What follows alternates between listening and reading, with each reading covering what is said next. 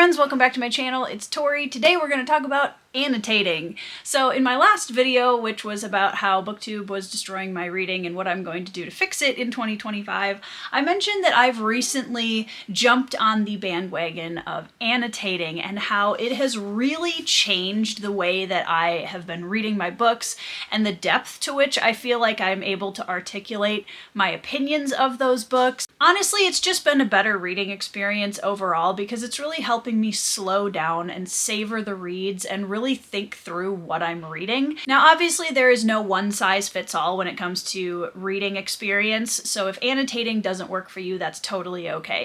Now, I've been using tabs on my books for quite a long time, but I never really was specific about it. So all I would do is kind of put tabs in areas of things that I wanted to remember. They weren't color coded. This one I only changed colors because I ran out of orange. So there was never really a rhyme or reason to the way that I was annotating in the past. It was super simple. There wasn't any real organization to it.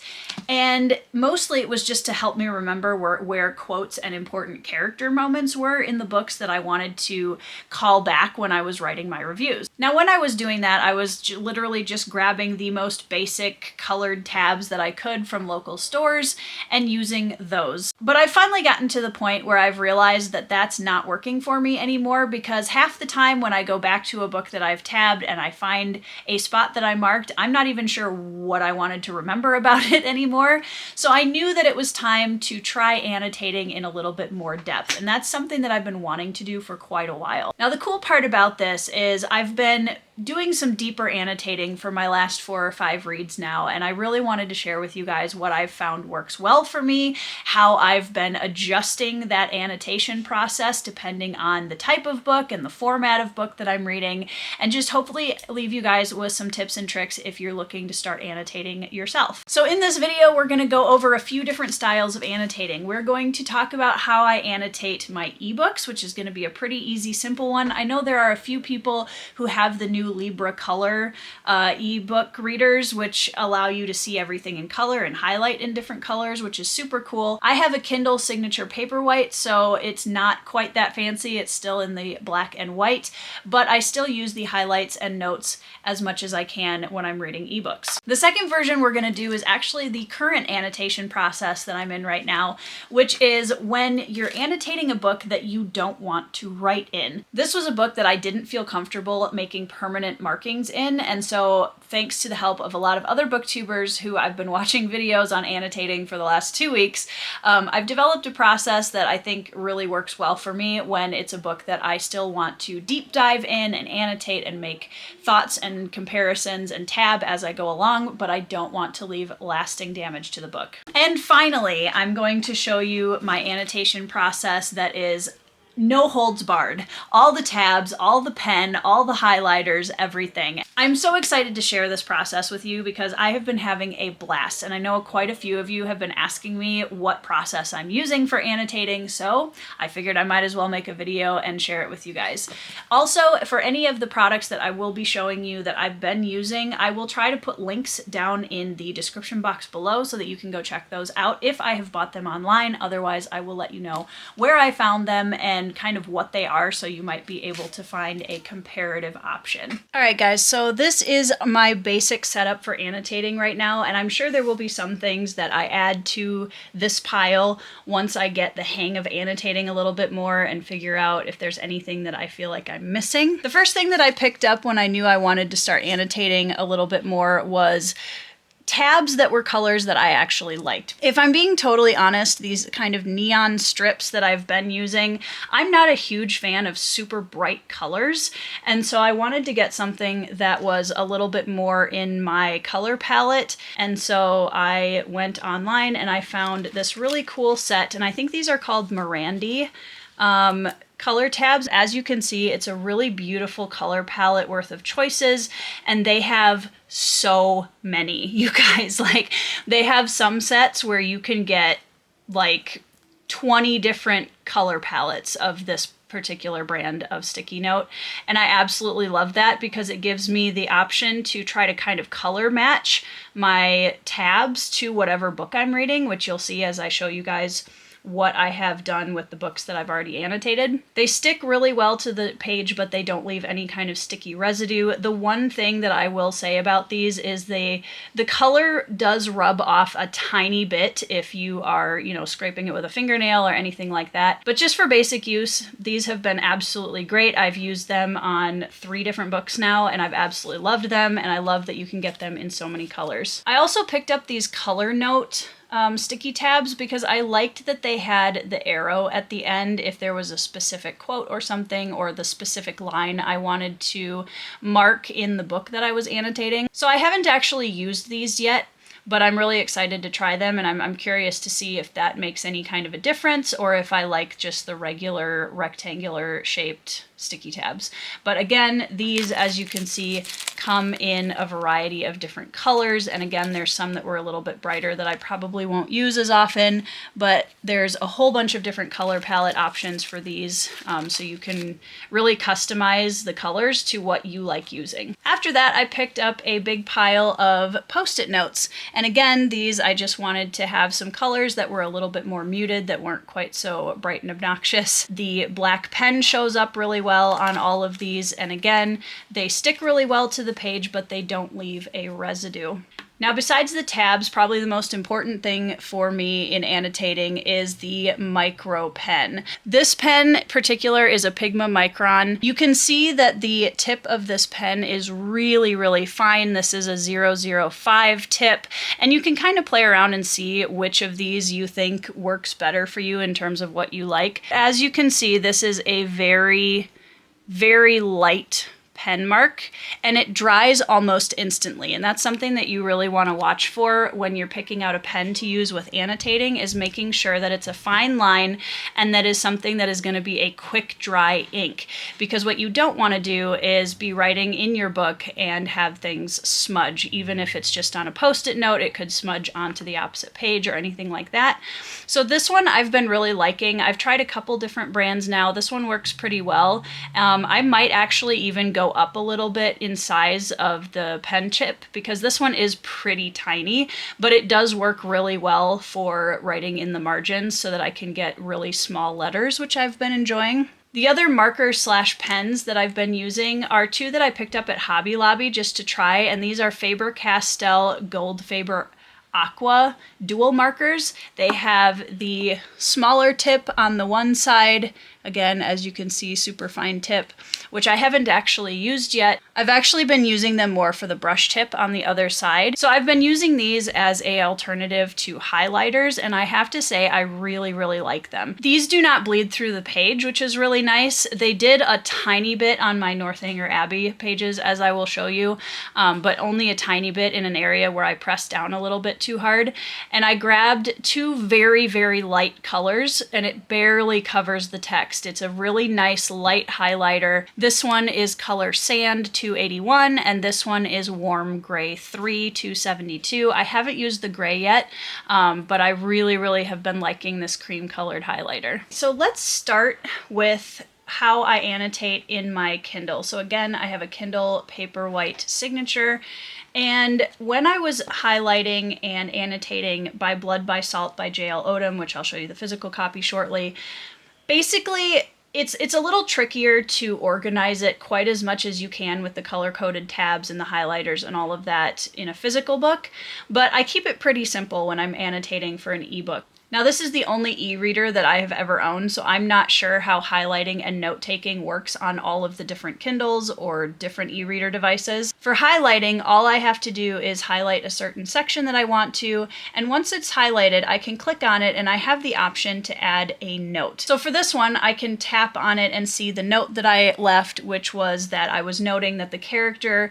was confronting his own prejudice that is mirroring that of the people who are prejudiced against him, and this particular section was kind of an example of that. When I'm highlighting in an ebook, I still kind of break it out by character, plot points, quotes that I want to use, but what I might do is actually write that in the note when I'm typing it out, is I may start with the word that categorizes what that note is about. I think it would be a lot easier if I could just scroll down the side and see at the first part of each note what category the note was in. So just putting like character or plot event or quote or whatever it is that I wanted to make note of, and then writing whatever note that I had on top of that. So I think that would be a way that I would even organize this a little bit better in the future, is adding that category right onto the front of the note. And that also helps those of us who don't have a color e-reader,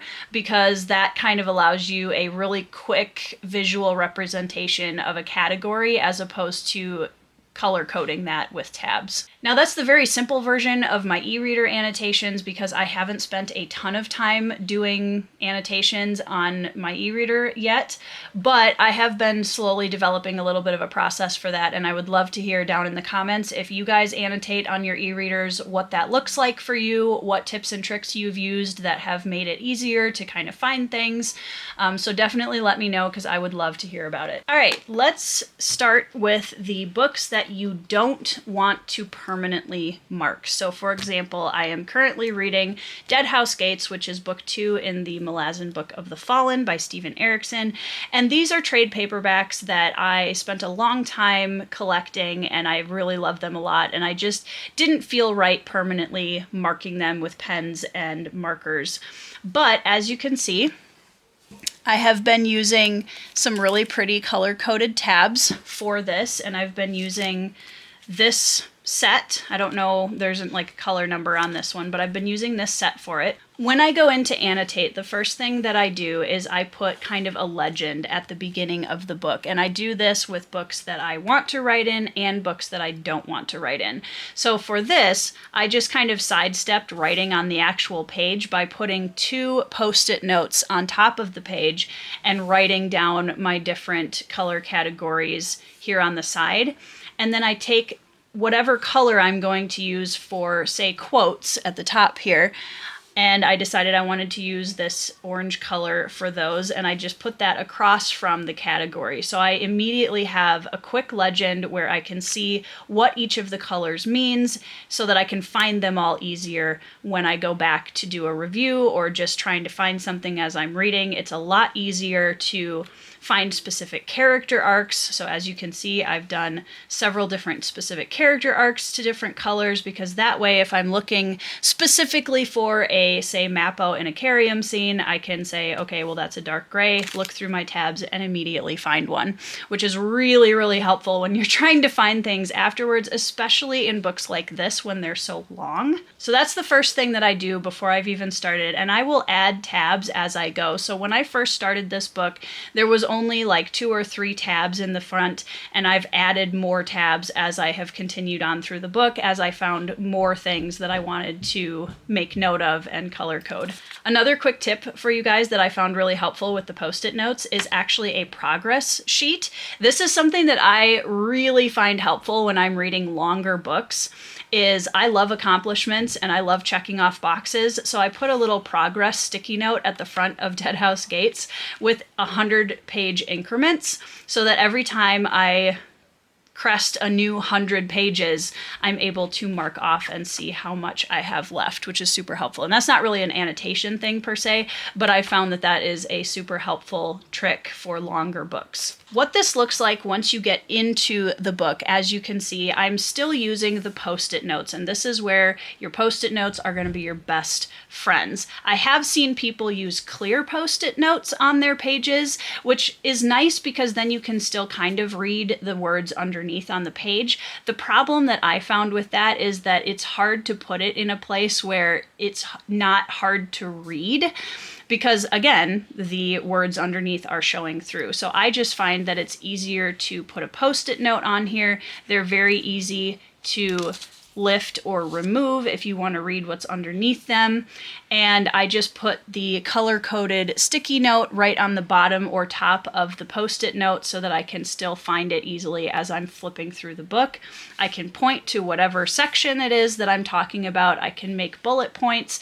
I can write out thoughts. And this is something that I do in the middle of reading as I am going through the chapters, especially with a book like Dead House Gates, where there's a lot going on, there's a lot of different characters, and there's a lot of pieces that I want to keep track of.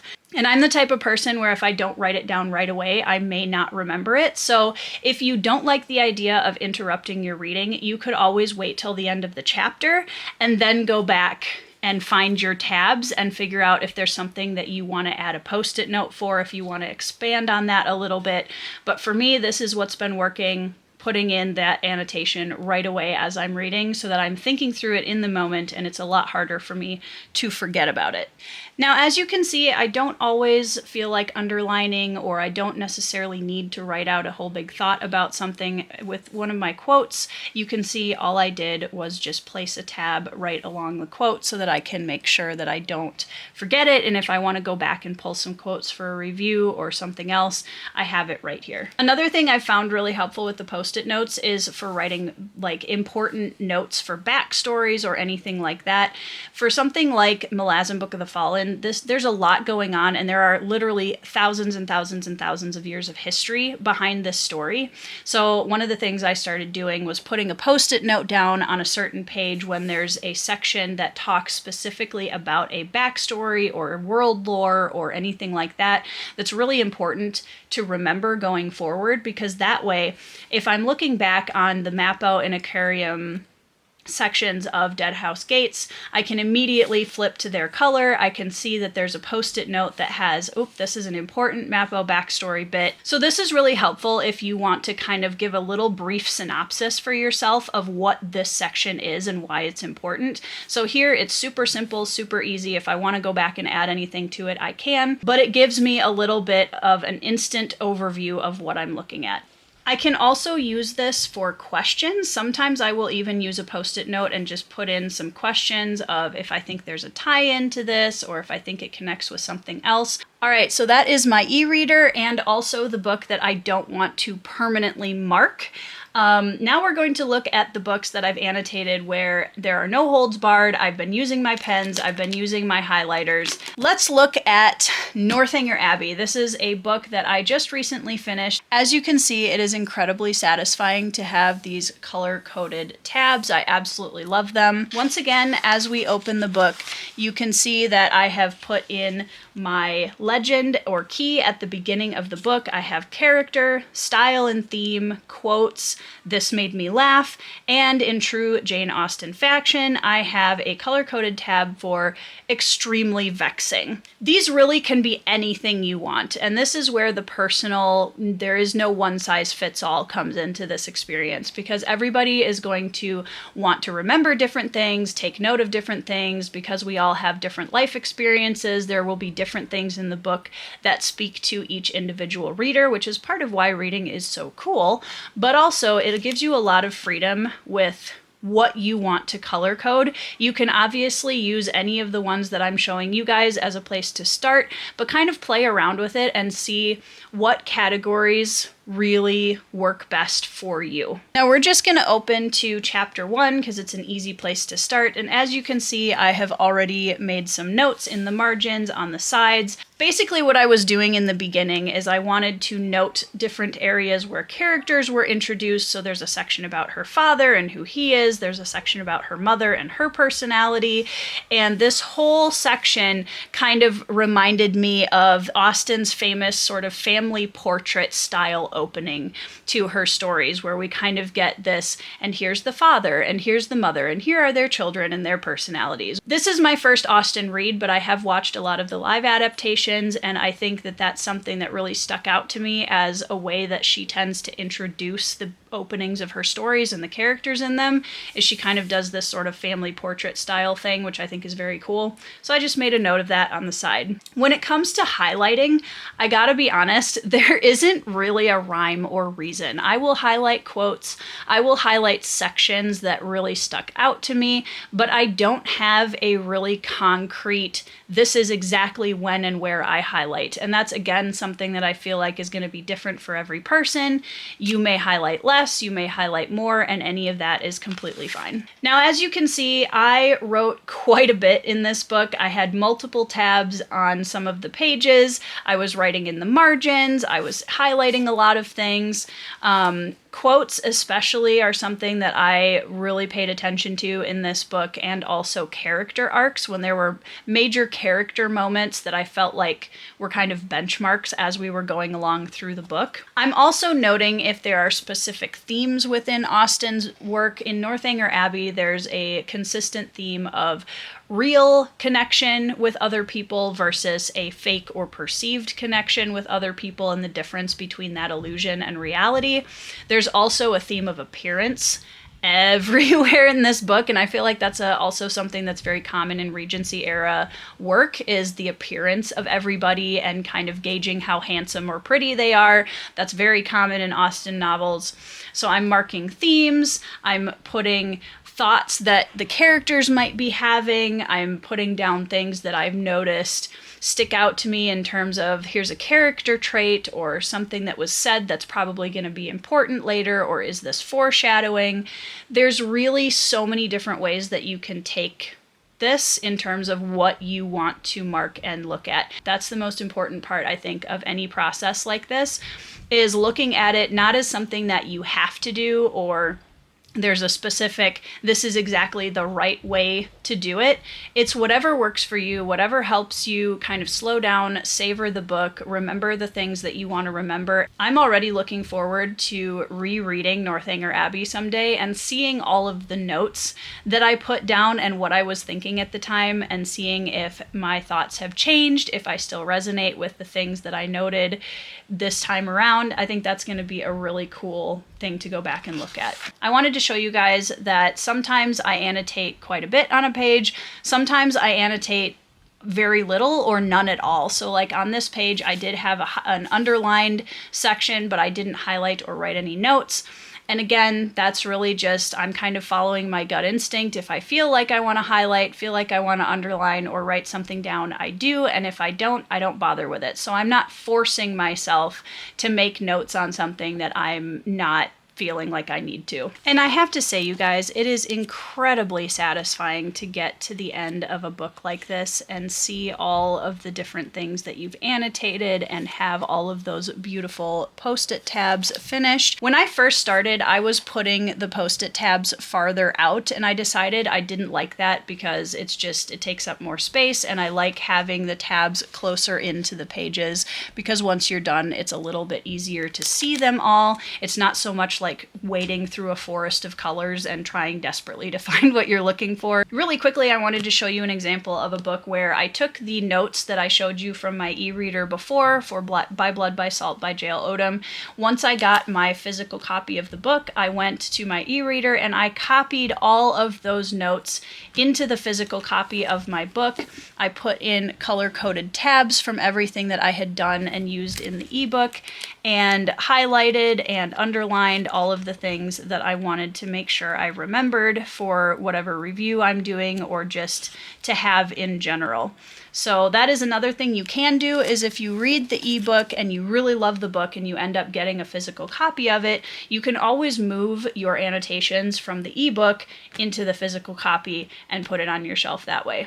All right, guys, well, that is my annotating journey thus far. If annotating is something that you want to try, feel free to use any and all of the suggestions that I used in the video, or none at all, and try and find your own process. Whatever works well for you, that's what you should do. If it adds to your reading experience and makes it more fun, more enjoyable, deeper, whatever your goals are, that's what you should do. If you decide that annotating isn't for you and you just want to entertainment read your books and not have to worry about making tabs or notes or paying attention to themes, that's also completely fine. If you are an annotator, I would love to hear your tips and tricks down in the comments below, and all of us can benefit from that. So please feel free to let me know if you annotate, how long you've been annotating, what you use, what tips and tricks you've picked up over your time. I wanted to share this video with you guys from a place of myself just starting out on this annotating process, because I think